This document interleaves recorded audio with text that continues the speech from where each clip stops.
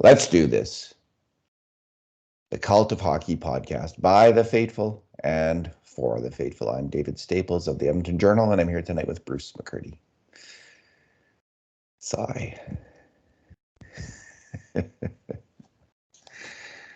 They got beat by a better team tonight, Bruce. They really did. Vegas Golden Knights win the series, 5-2 victory of the Edmonton Oilers. And I was at the game.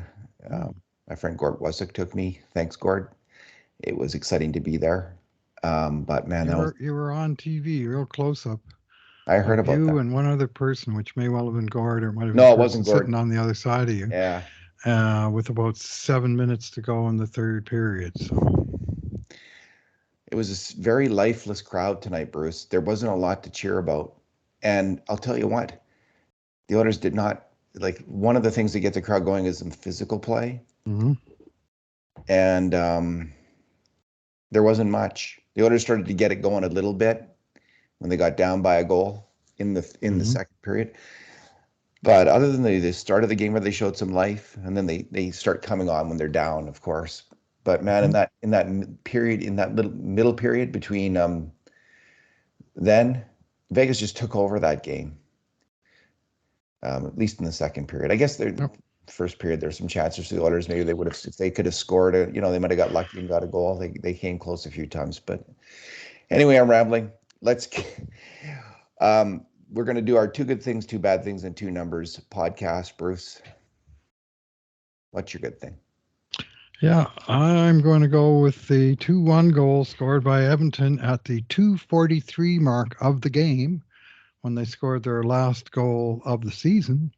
But boy, it was a nice goal, and it was a beautiful 3-way play involving their third line, in theory, checking line.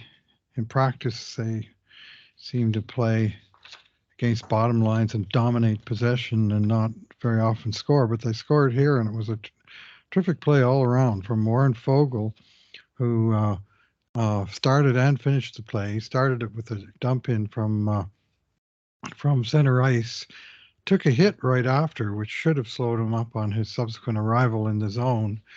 But his dump in was put into a good spot, and Ryan McLeod just outraced everybody to it. He was on it. He made a small, smart pass to reverse the puck to Derek Ryan, who was going in the opposite direction. Like, he took checkers with him and gave it back to Ryan. And Ryan did what he does, made another small, smart play with a quick backhand pass out the short side. And here is Warren Foegele coming charging up the wing and slams it home into the top corner. And really, all 3 guys could not have played that any better than they did, and a well-deserved goal for the Oilers. It was a fantastic goal. And, Vegas, of course, scored 30 seconds into the game on just such a weird play. Skinner screwed it up with his turnover there, is the truth. And then, was it Ekholm who put it into the middle of the ice? Yeah, he tried to pass it to Bouchard, was what the commentators thought. That's kind of what I thought, but he missed him.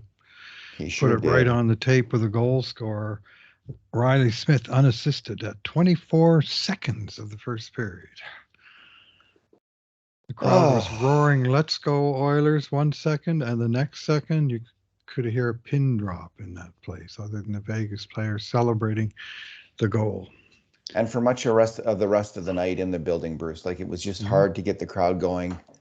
At any other time, those are the only 2 goals. McDavid comes back and scores a fantastic goal a second later. Like, it's just, and they're back in it, and it's like, and then the goal that you're singling out, fantastic pass by Ryan, and finished by Foegele. That was pretty much it. Already 2-1, 3 minutes in, and they, the first period I thought was pretty good back and forth, but Edmonton was the better team and deserved the lead at the end of the opening 20, and then they completely fell apart in the second period again. Yeah. The grade A shots, by the way, were 19-11 for the Oilers, with 11-5 for 5 alarm shots, a subset of the most dangerous shots. But that's heavily influenced by score effects. And one power One, well, they had two power plays, I guess. One really short one. The one Nope, power play they had was no short one because they all three penalties overlapped there. So Vegas had a 5-on-4, then it became a 4-on-4, and then it became a 4-on-3. So Vegas had the first and the last power play, which together added up to 2 minutes for them and 0 for Edmonton. oh, I'll have to go over it because you have one at So, like 4:20 that's marked as a power play one, but I'm not. well, that was the one 420. Oh, then I marked it wrong. That's even strength. Ah, yes. Sorry. Okay, no problem. Yeah. Anyway, I just One think a lot. one power play. The one power play had five grade A shots, Mhm. 4 or 5 alarm shots, and they couldn't score, and that was Yep. their only power play, Yeah, despite a yeah. The number refs of saw the foul. error their way and even give them a chance. So that was that for that. Yeah, They're despite a pretty number of sour, I got fouls to say. that Pretty got sour people. at the overall state of NHL officiating on the ice and from the front office, Department of Player Safety. I think they've done an abysmal job. And a lot of Edmonton fans are pretty sour at how many decisions went against the Oilers in this series. And it's going to sound like whining, but you know what? A hell of a lot of decisions went against the Oilers in this series. Yeah, the Peter Angelo suspension, especially, He that's shouldn't just have been playing ridiculous. tonight. No, that was ridiculous, and there's just no other way to sugarcoat that. It was shameful disregard for the safety of Leon Draisaitl, who frankly didn't look the same to me after that slash. In Nope. retro, like I don't know if he was affected by it or not, but he sure didn't look the same. He didn't play with the same kind of pop after that. So in any case, yeah. My good thing, Bruce, is Evan Bouchard. Mm-hmm. Man, he played 31 minutes. Yeah. And he was out there in the third period. They just kept throwing him out on the ice. They needed 2 goals, right? And to give Vegas credit, they really shut him down from taking shots at the point. But I thought Bouchard was just played a really smart, solid game moving the puck. He was a very dangerous Oiler on the ice all night long, and held his own defensively. Um, he just kind of stepped up. He and Ekholm really stepped up in this game, and looks played strong hockey. And I know Okay. Nurse is getting a fair amount of criticism. I thought Darnell Nurse was actually okay too. Like, I know Mm-hmm. he's getting blasted probably. He was on the ice for a lot of goals against, and he did make smaller errors on some of those goals against, but I don't think he was the primary culprit on them. Um, And anyway, Bouchard, I thought, showed his class in again in the playoffs. He did it again. Did it last year. He's done it again this year. They should lock that guy up as long as they can. I don't know if they can afford to do it, but if they can, That's the then do problem. it. He Yeah, played 12:56 in the third period. yeah, yeah. So, They benched a Harney, and they were just and sometimes they put him. They double shift them. They switched off Nurse and Ekholm once, and Bouchard stayed out there. He does play in the rocking chair. Like, so he's not, if it's not in the Oilers' end, it's not like he's hustling around like crazy usually. But he made just endless nice little plays with the puck. And a lot of it, like, I know a lot of people might be frustrated he didn't shoot more, but he doesn't want to get his shot blocked. And he doesn't want them, you block a shot, then you're coming down the other end on a 2-on-1 or a breakaway sometimes. So I thought he handled it pretty smart and was laying the puck off smartly and shooting when he had the opportunity.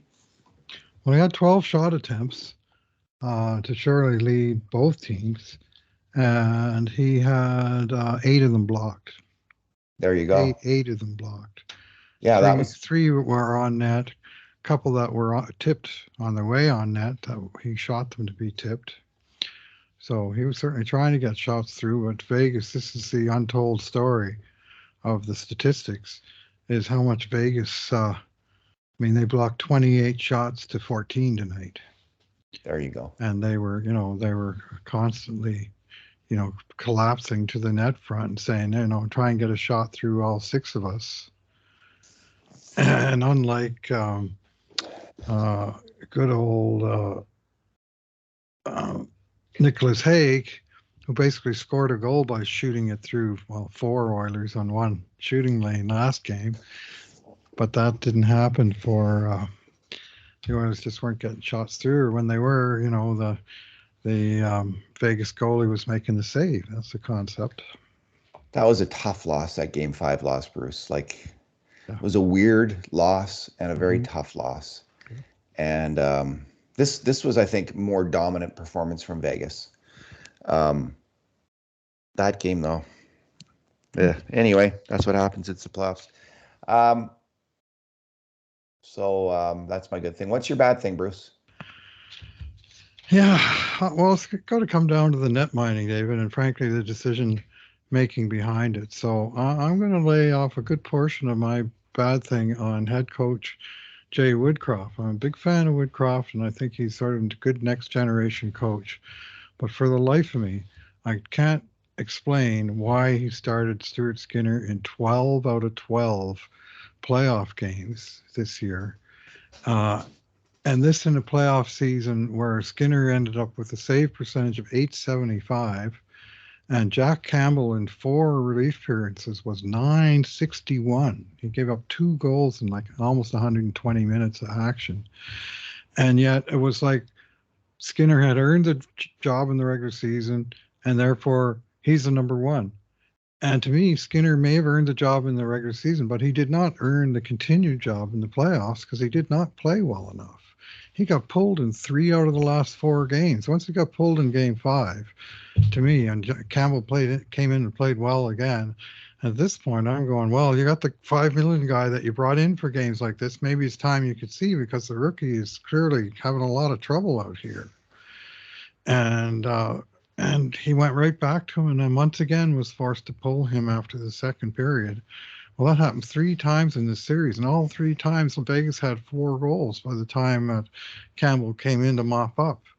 And all 3 times Edmonton couldn't get to 4 goals on the game. So, even though Skinner played the third period in none of those games, he wound up being the losing goalie in each of them because the Oilers in 60 minutes couldn't score more goals than Skinner would allow in 30 or 35 or 40. And I mean, I hate to point the finger at the guy, but he lost his game. David, his rebound control in this game was nothing short of atrocious. His puck handling in the last couple of games, not good at all, and led directly to, a Vegas goal tonight. And I think one of the mistakes the other game was sort of an early outlier of what became a goal.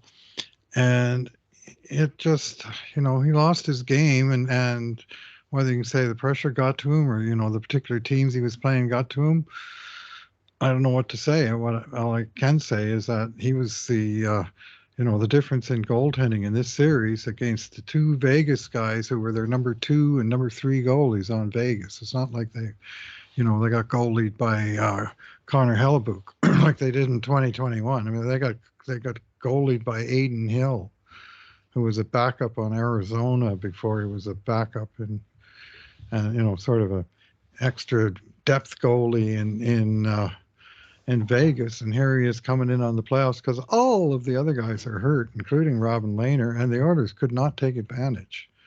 He posted a 934 in this series, and in the series, Skinner was 875. I think I mentioned that number earlier. I think on the playoffs he was a little better than that, like 880, but not good at all.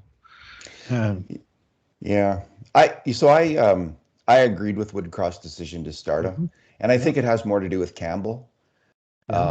Just how terrible he was, generally speaking, in the regular season. Didn't give a lot of confidence. Then when he came into the games, how many games was he in? 3 or 4? Is tonight his 4th? 3 games in this series and 1 in the first series. So the first one, remember, he came in down 3 games in this series. Okay, the first 2 times that he came in, he looked really shaky to me, even though he got the job done. So I wasn't getting a lot of confidence from that. That said, the last time he was in, he looked good. He looked steady and confident. But I just think the coach was thinking, can we trust him? And the answer, I don't think the answer, they just didn't trust him with the start. And I thought it was the right call. at the time. I was obviously wrong, and Woodcroft was obviously incorrect as well. I mean, Skinner turns over the puck early on. When Campbell came in, he looked sharp again. And yeah, I just think what they were trying to do, Bruce, was send like the message is we're better than this Vegas team. We're not going to make wholesale changes. We're going to go with the same thing. And Yep. we are a confident, excellent hockey team. We're going to play our game and we're going to win the game. That's the mindset going into the game. So that's why partly why they go with Skinner. Plus the fact that Campbell was just so shaky all year long. And you put him in there and he lets in a Jack Campbell goal like he let in all year long. And that ain't great. So I think that was the decision. And as I say, I was wrong. And certainly the coach was wrong. Coach was wrong. Yeah, I would have started Campbell like after game 3. I was fine with him putting back in game 4, but when he got beaten again in game 5, which was also a game decided by, to me, goalieing. Yeah. That would have been the time when Campbell came in for a third time and did a strong job in relief. Then now's the time. I mean, if you're saying he's shaky, you got 4 more years in this contract. You're not going to trust the guy after 3 good games in playoffs, mop up jobs. But more, I mean, at a certain point, you got to say, well, the other guy's not getting it done. You got to give him a shot. And they didn't. And here's something for you, David. This is Jack Campbell's career numbers against Vegas Golden Knights. 6 games played, 5 wins, 1 loss, 956 save percentage, 165 goals against average. And you're not going to give that guy even 1 start in the series? I thought, to me, that's a fail by the coach. Brings me no And pleasure, but it's a fail by the coach. yeah. Well, I've got another one, Bruce, which is my bad thing. It's pick on Jay Woodcroft night. But I think this is something that I've been raising all year. The Oilers' inability to develop a checking line, or at least trust in a checking line. I think they actually have a good checking line in Derek Ryan, Warren Fogle, and Ryan McLeod. They developed it. They got it going on. And even though McLeod can be a little erratic, I think that's your checking line. And if you use that checking line against the other team's top line, then you can throw your best players against the rest of the Golden Knights or the rest of the opposition team. It's not what Jake Woodcroft's done all year, though. He had, he just has consistently, and there's this theory that your best players must learn to be better than the best players on the other team. Well, tonight they threw Leon Draisaitl, who's been a fantastic scoring player in the playoffs, and Nugent Hopkins and Kailer Yamamoto, the dynamite line, against the Eichel line of Eichel, Marchessault, and Barbashev. And Bruce, they got eaten alive. And and it just wasn't surprising to me. Like I just thought Leon is Leon. He plays defense in his idiosyncratic way. Nugent Hopkins has been struggling all playoffs with even strength play. He's been leaking chances against. He hasn't been creating much. Yamamoto, he's been up and down in the playoffs. He can get overwhelmed with the physical play. Why are you playing probably your least effective defensive line, maybe other than the fourth line, against their best line? What is the thinking there? Why don't you put Ryan McLeod and Fogle against Eichel's line and just have them try to saw it off? And sure enough, now they did create 2 grade A chances, the Nugent Hopkins, Draisaitl, and Yamamoto, but they gave up 4, and they gave up 2 goals, where a number of those players, first goal Draisaitl and Yamamoto are culpable, second goal Draisaitl and Yamamoto again are culpable. And I don't know, Bruce. I don't get the thinking. I just have checking lines gone out of vogue in the NHL? That's no longer what people do. Is it always strength against strength? Because and I just don't what does he think these guys are going to do defensively? Like, why does he think they're going to come up with some kind of magic defensively against the best Vegas attacking line? What would he base that on? The coach. So I didn't like that. Well, he didn't want to have Bugstad out against Michael because they got eaten alive earlier, and it was Bugstad with Nugent Hopkins and Yeah, and I'm not saying time in their Bukestad. I'm saying, game. Yeah, yeah, I agree. no, the McLeod line. It seemed like they got clean air and they ran with it, and that they didn't have a specific assignment other than play well when they were out there and move the puck north, which they did a lot. So, and they had, the best certainly possession numbers for what there was. Leon had very weird numbers in this game. Just looking at shot attempts when he was on the ice, 28-19 for Edmonton in 22 and a half minutes. Sounds pretty good. Well, he was 10-3 against Chandler Stevenson, 10-0 against William Karlsson, 9-1 against Nicholas Roy, but wait for it, 8-15 against Jack Eichel, 9-14 to Marchessault and Barbashev. So specifically against those lines, they were chasing, and when they were playing anybody else, they weren't. No others had the home ice advantage, so you would like to see some adjustments made After during the those game. 2 goals, Bruce, in the second, that essentially sink the Oilers significantly. They broke up. They didn't do that anymore. They broke up that line. They didn't use it anymore, and they put Draisaitl with other players, usually with McDavid and Kane. And so Woodcroft finally went away from it after they'd given up 2 goals in the second. Anyway, I think there's a better way to do it on this Oilers team, and that's to get a checking line, have that as their role, and see if that works for this team, because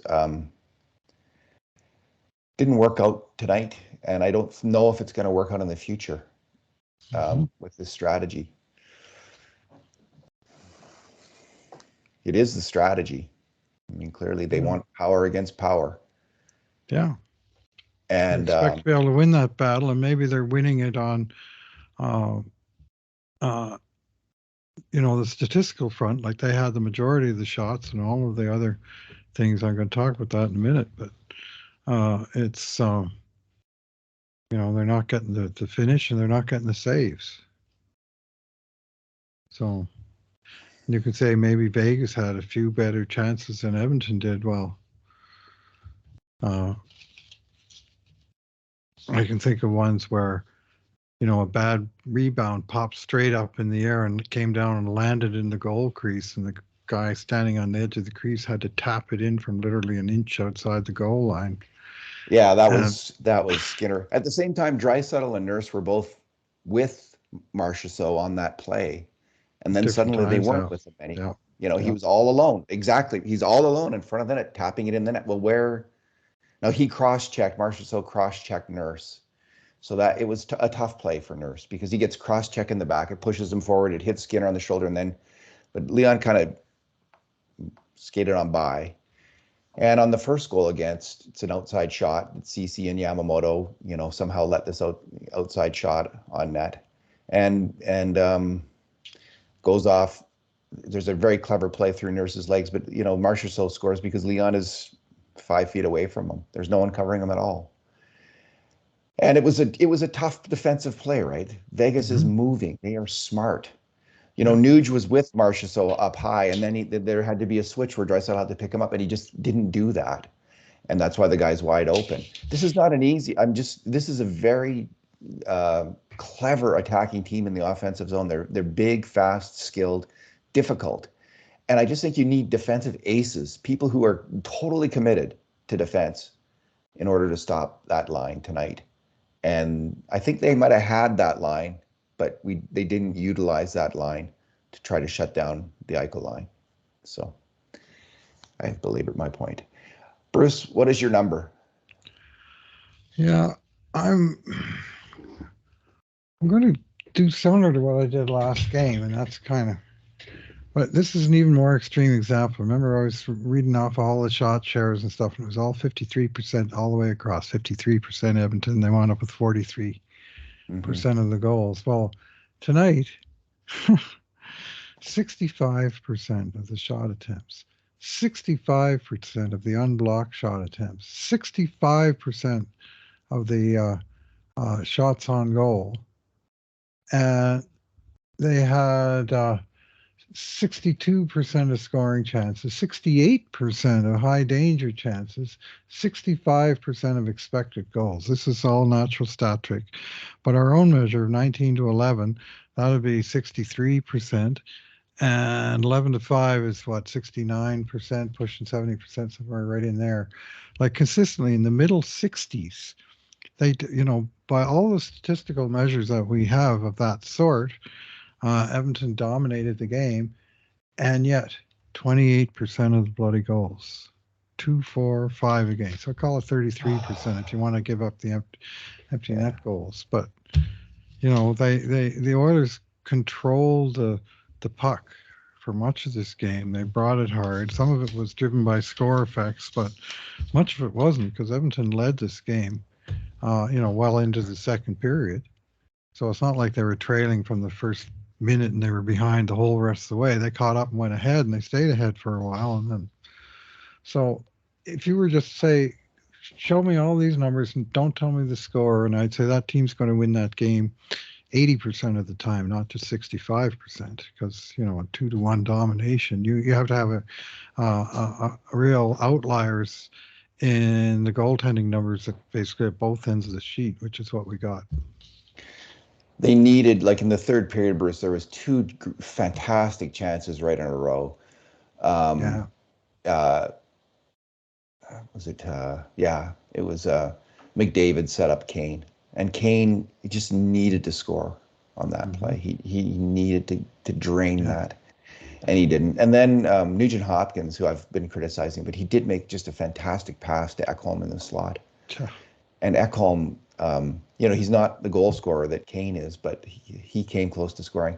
And when those two didn't go in, that's what I'm thinking. Like, I was still pretty hopeful. The Oilers can score in bunches, but they just, Hill. And then so I was there live, and it's not as apparent, but when I went over when I got home, I went over the video, and like there was just so many close chances around the net where the Oilers just needed one bounce, just the puck to go in the right direction at one point, especially on that power play. They just, McDavid charging into the slot like that, and Draisaitl coming close on a couple ones beside the net. It's just so close. But Hill was able to make those saves, and Stuart Skinner was not. He didn't have that kind of goaltending. And here we go, out of the playoffs again. Well, finished the playoffs. We're not out of the playoffs. Calgary was out of the playoffs. We were in the playoffs. We're just now out of the playoffs. Yeah. Yeah, that's what I mean. Done with them. My number, Bruce, the sobering number of 2 and 3. 2 years left on Leon Draisaitl's most excellent contract. 3 years left on Connor McDavid's. Here we go. We'll see what happens. Probably, there's people who want to fire Ken Holland and Jay Woodcroft maybe even tonight, but they have assembled a pretty good team here. And I think, let's not get into what they need to do for next year. Let's save that for another time. But I am forward looking here. But the clock's ticking now, and the clock is ticking. They've got to, Leon Draisaitl will be up for a new contract next July 1st. So let's see what happens. They have brought in some good players in Kane, who was injured this year, and clearly not the same player that he was in the playoffs last year. Nuge is a very good hockey player who faded inexplicably and quite badly in the playoffs. Ekholm is strong. What a pickup. He was. Evan Bouchard's coming on. I think Darnell Nurse's going to get some criticism right now, but I think he's obviously a really strong hockey player. There is a really strong group of players here, but they're going to need a little bit more success in the playoffs, I think, if they're going to sign those guys long term. Is my feeling, but we'll see about that. But we're getting down to it here. Yeah. I mean, the years are going by, David. The years are going by, and when the Oilers in the original dynasty years, they had no years out of the playoffs. They had one year where they kind of surprised to get in. They got eliminated. The next year they got success in the playoffs, winning a big round against Montreal. The next year they had big success in the regular season and emerged as a constant threat. The fourth year they made one run through the playoffs, only to fall in the finals. And then the next year they won first place and the Stanley Cup uh, convincingly. Whereas this team, it was, well, start with all those years out of the playoffs. But since McDavid's arrival, let's focus there. Missed the playoffs once, made the playoffs once, and had a little playoff success. So that was kind of like the 81 for the Oilers. Then they missed the playoffs 2 more years. And the 2 more years they got eliminated in the first round. And now 2 more years they've been eliminated without having reached the Stanley Cup final. So, gradual steps. It seems to take 2 years at each level before we get to the next level. The clock's ticking, boys. What I would say is there's one factor that needs to be, the injuries to Andre Sekera and Oscar Klefbom Brutal. really set this franchise back. Yeah, like 100%. After 2017, if you have a healthy Andre Sekera and a healthy Oscar Klefbom the next couple of years, the history of this franchise is different. They're competing those years for the Stanley Cup and trying to get deep into the playoffs. They're making the playoffs for sure. I mean, Andre Sekera, when he got hurt, he was just a fantastic hockey player. And Klefbom, same thing. Better and better. Yeah. He was just getting better and better. He was such a fine hockey player. And so the silver lining to that gray cloud was the Oilers had 2 crappy years and they drafted Evan Bouchard and Philip Broberg. Mm-hmm. So they have these 2 defensemen now who certainly Bouchard has already stepped up, and I think Philip Broberg will step up in a really. I think he's got all kinds of talent, especially as a defensive defenseman. So high time he did, David. He was Ken Holland's first draft choice in 2019, and he was number 8 overall. It's the highest pick that Holland's had in his time here, and he's had the most time to develop. And here we are 4 seasons in, and he's still the 7th defenseman. He's still the guy sitting in the press box in the elimination game because they don't trust him yet. I mean, we keep saying, well, he's what he's going to be. Well, he's got 1 year left on his ELC, and he desperately needs to make steps to move that along. Like this year, he's better than last year, but there's very incremental kind of baby steps, and clearly they don't trust him to use them in big minutes or important minutes. It's just let's wedge him in here for a minute or 2 a period as the 7th D man. And when the game gets close, well, he can park his ass on the bench. And I see his career progressing like Klefbom's career, Bruce. It's mirroring Klefbom's career to date. It was, and he does. They are going to have to make a trade to open up a spot for him, and we'll see if they do that or not. But we'll talk about that later. Yeah. Anyway, so the Oilers, you're right. Like it's been very slow, and these 2 injuries really did hurt. But they have some pretty good defensemen now at Ekholm, Bouchard, and Nurse. So we'll see what happens. Disappointing end to the season. I thought they would win the Cup, Bruce. I thought they could do it this year, and nope. Still the defense, David. Still the defense. Issues behind their own blue line. They gave up 4 goals or more in all 6 games they lost in the playoffs. No, wait, they lost 1 game 3-2 to LA, but the other ones were 4-4, 5-4. And those games are going to happen occasionally, but when they happen 4 times in a 6-game series, well, polish up the golf clubs. Still the defense, Bruce. Good point. Alrighty.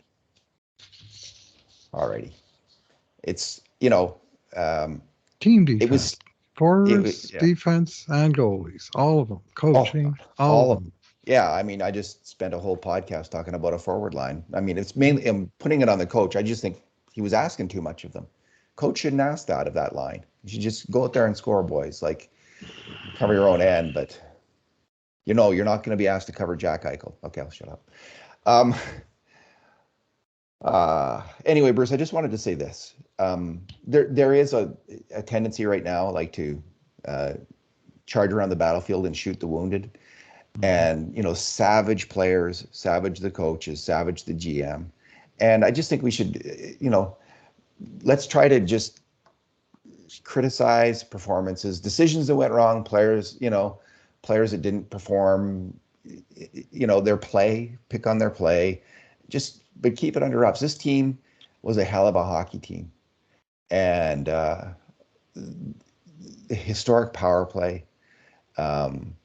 They were dominant for a long stretch in the second half of the season. They couldn't keep it up in the playoffs, that kind of dominance. They couldn't quite translate that into the playoffs. They're all gonna have to think about that yet again, why that happened. But I do follow what Ken Holland has said. Like, the whole goal, you get to the playoffs, and it's just about keep getting there, keep getting there, keep getting there. Give yourself another chance. Give yourself another chance. Give yourself another chance. He has been preaching this patience, and he has improved the roster significantly since he's got here. So it's still trending in the right direction. This is an increasingly veteran team, increasingly deep team, and some good young players coming up in Dylan Holloway and Raphael Lavoie, in Philip Broberg. So let's see what happens next. Yeah. Well, what happens next is we knuckle down for the summer with a few postmortems, and then we'll start looking ahead with player by player who's got a future here, and Yes. Probably we'll start with the free agents like we typically do, and look at each case, and away we go. We've been here before, David. At least we made it through a couple of rounds of playoffs. I mean, for years, mid-May, Bruce. For years there, we made it to a couple of rounds of playoffs. Yeah. And so, there's obviously some big positives here, but the puzzle has not been completed yet. It's quite embittering in a lot of ways, because it's wide open for winning the cup this year, it seems. It was just such a great opportunity for this particular team. Colorado they just out couldn't and get Boston it done. out, yeah. Yeah, and again, such weird loss in great game 5, right? Like, if they could just figure out how to win that game, all these weird goals against outside shots, like you mentioned, whatever his name, that big clod on Vegas, Haig. Scoring from outside. He's a good player, actually. He is good. He's a good player. Their third pairing with he's a really good. He's good. And they are a deep team, and they're Yeah, and then Eichel's goal where he bumps into Skinner, and like these two outside shots, and it's like, and then a stupid penalty against Broberg. Like, that was the really frustrating game that the Oilers needed to win. They didn't win it, and it was going to be the balanced suspensions. Yeah, and to give Vegas and their fans credit, like they said, this is a deep, hard forechecking, aggressive team, and they really are. They really were the better team this series. Hate to say it, but they were. Other than the power play, Vegas was the better team. They dominated. To me, they could turn it on at even strength in the way the Oilers couldn't. They could defend at even strength. 15 goals to 9 at even strength. There you go.